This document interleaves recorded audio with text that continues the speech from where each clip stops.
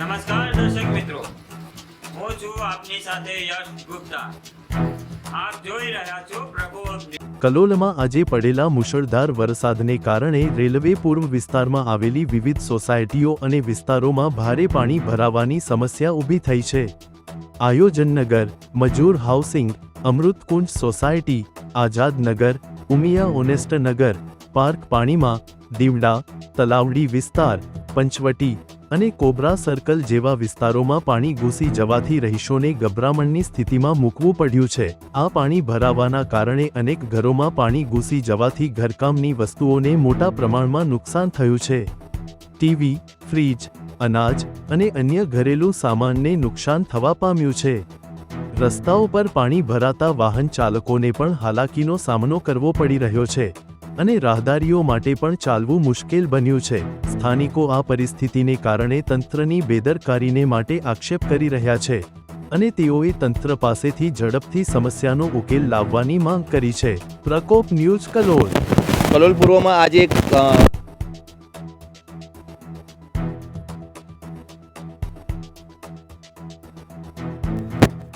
ભરાઈ ગયા છે એવું આજે મેં અત્યારે જાત મુલાકાતમાં જોયું અને અત્યારે નગરપાલિકાના દ્વારા અહીંયા ફાઇટરની વ્યવસ્થા થવી જોઈએ, તાત્કાલિક પાણીનો નિકાલ થવો જોઈએ.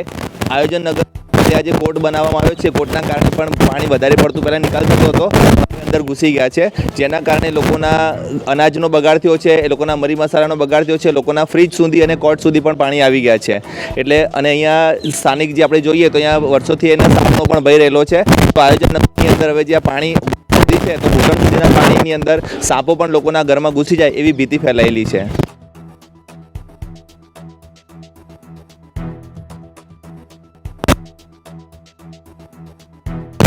હાલમાં એટલે પાણી કોઈ જગ્યાએ જતું નથી, અમારા ઘરમાં ઘૂસી જાય છે અને અમારી મુદ્દા માલ જ્યાં આગળ નુકસાન કરે છે.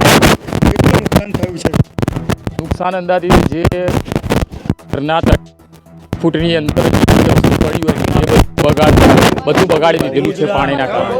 કંઈ અનાજ હોય, કંઈ બીજી ચીજ વસ્તુ હોય, બધી બગાડી દીધી છે. મારા ઘરમાં 20 મણ તો પહેલાં ઘઉં જ બગડી ગયા. બધું પલંગમાં છે બધે પાણી બેસી ગયું. 2 દિવસથી તો જમ્યા પણ નથી. કોઈ સગવડ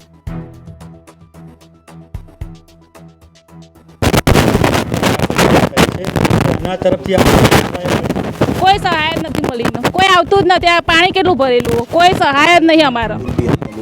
અમે હાલ કુંજ બિહારી કે છે એમ છે, કોઈ સગવડ નથી. હાલમાં પાણી આવું જ છે. કોઈ જમવાની 1 વર્ષથી તો જમ્યા જ પણ નથી અને દર વર્ષે આ પ્રોબ્લેમ થાય છે. દર વર્ષે આ પ્રોબ્લેમ થાય છે. અત્યારે કોર્ટ બનાવ્યો, કોર્ટનો કોઈ નિકાલ, પાણી જવાનો નિકાલ જ નથી આ બાજુ.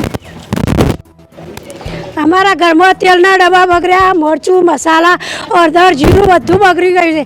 ઘઉં પણ બગડી ગયા છે. બધો કેટલો બજવાર થયો છે. જો પાણી હતું અત્યારે હાલ બધું ઉલેચીને બહાર કાઢ્યું છે. બધું પાણી કેટલું બધું નુકસાન થયું છે ઘરમાં. બોલો, બધું ખાટલા વાટલા બધું પાણી બધ નોકરી જલા. હવે ઘરે આવીને બધું સાફ કરીએ કે શું કરવાનું.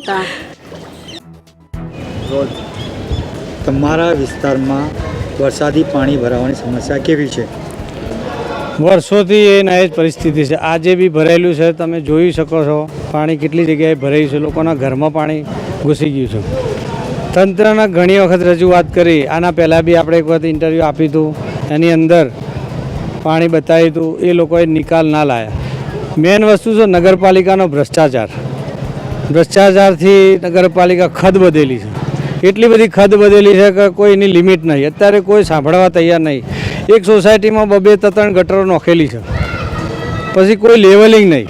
આજે ચીફ ઓફિસરને હું તમારા માધ્યમથી જણાવવા માગું છું કે તમે થોડી કાળજી રાખીને લેવલિંગથી કામ કરશો તો આ સમસ્યા કાયમ માટે નિવારણ આવી રહેશે. નકર આ જ પરિસ્થિતિથી જો તમે કામ કરશો તો એનું નિવારણ કદી નહીં આવે અને કાયમ પબ્લિક જનતા હેરાન પરેશાન થશે. આજે બી તમે જોઈ શકો ઠેર ઠેર આટલા વરસાદમાં જો એક જ દિવસમાં આટલી હાલત ખરાબ થઈ જતી હોય તો એનું શું કારણ? નકરો ભ્રષ્ટાચાર. કેટલા વર્ષોથી આ તળાવ હતું ત્યારે બી પાણી ભરાતું હતું, તળાવ જતું રહ્યું, તો બી એ જ હાલત છે. તમે જોઈ શકો છો. ત્યાં આપણે ગઈ વખતે જે બોરના પાણીનું હતું પણ સમસ્યા એ બી દર્શાવી હતી અને આજ બી એ જ પરિસ્થિતિ આ તો જવાની હું પોતે બી અત્યારે બાઇક ઉપર પરાણે અહીં આ સ્થળ ઉપર આવી શક્યો છું તો આ લોકોને નગરપાલિકાને દેખાતું નથી. હું આપના માધ્યમથી જણાવવા માગું છું નગરપાલિકાને કે ભાઈ હવે તમારો ભ્રષ્ટાચાર બહુ થઈ ગયો, તમે થોડું ધ્યાન આપો તો પબ્લિકને સુખ ને શાંતિ સમૃદ્ધિ મળે. તંત્રએ શું કરવું જોઈએ? તંત્રએ લેવલિંગ કરીને આખા કલોલનું પહેલું તો લેવર લેવું જોઈએ, પણ આ બધા શું છે, અણભટ ભોટ હોય ને એવી હાલત છે અમની. કોઈ લેવલિંગ નહીં, બસ જો તો ખાડા કરીને એમનું કમિશન મળે એ જ પરિસ્થિતિ એમની છે હાલ. હમણાં કોન્ટ્રાક્ટરોમાંથી ક્યારે ભાગની સોસાયટીઓમાં ઘરોમાં પાણી ઘૂસી ગયું છે, ટીવી ફ્રીજ બધીમાં નુકસાન થયું છે, એ બાબતે તમે શું કરશો?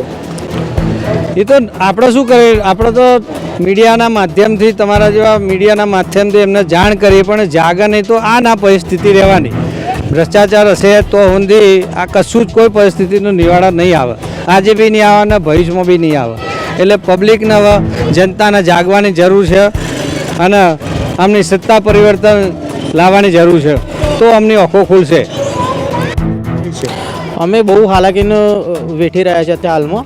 સૌથી મોટી વસ્તુ તો એ જ છે કે 2 થી 3 ઇંચ વરસાદની અંદર જો આવી પરિસ્થિતિ થતી હોય તો 6 થી 7 ઇંચ વરસાદ આવે તો અત્યારે 2-3 ઇંચની અંદર લોકોના ઘરની અંદર પાણી ભરાઈ ગયા, ફ્રીજ લોકોને રહેવા જમવાની ખાવા પીવાની એટલી તકલીફ પડી રહી છે.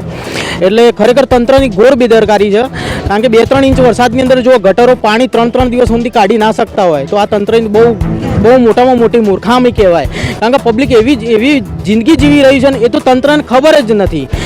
આજે આ વિસ્તારની અંદર શ્યામ હાઇટ્સને દેવળિયા તળાવ વિસ્તારની આજુબાજુમાં જે રહેતા હોય એ લોકો એટલી હેરાનગતિમાં છે કે વારંવાર કોલેરા ફાટી નીકળવાના પ્રશ્નો ઘણા બધા થાય છે, પણ તંત્રને રેલવે પૂર્વનું કોઈ જ એમને કોઈ છ જ નહીં.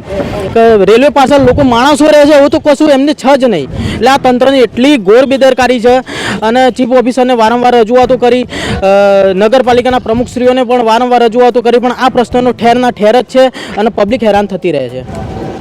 દર વર્ષે આ લોકોને જાણ કરવામાં આવે છે કે ભાઈ અહીંયા આગળ આ એરિયાની અંદર બહુ જ પાણી ભરાઈ જાય છે તો પબ્લિકને આવવા જવામાં બહુ તકલીફ પડે છે, ઘરની અંદર પાણી બી ઘૂસી જાય છે, બરાબર.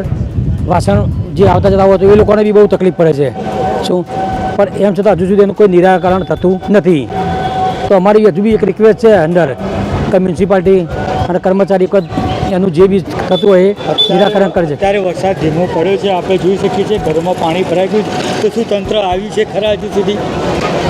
અત્યારે તો હાલ તો કંઈ કોઈ નથી આવ્યું હજુ સુધી.